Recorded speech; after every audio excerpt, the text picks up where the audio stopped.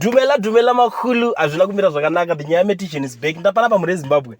Muri kuziva zviri kuitika kuti Promise Mkwananzi ndiye acting president webato re-Citizen Coalition for Change iro raitungamirirwa nava Advocate Nelson Chamisa. So panapa pakatonzi the new legitimacy acting president.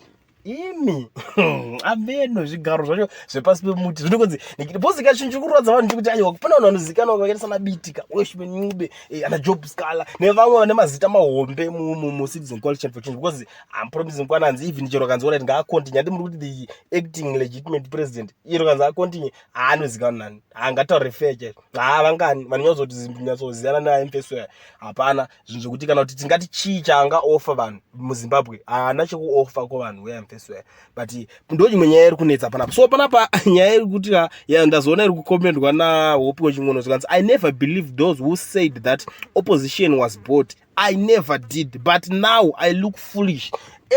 Zvanzi nda kuti tangandopenga ndasingazvibvume kuti opposition yakatengwa kubhadharwa mari cheko because unoziva vanhu vese paipa pakangonzi pachingopera election chete vanga vakaexpectawa vane action yavaida kungoona but pakaonekwa kunzi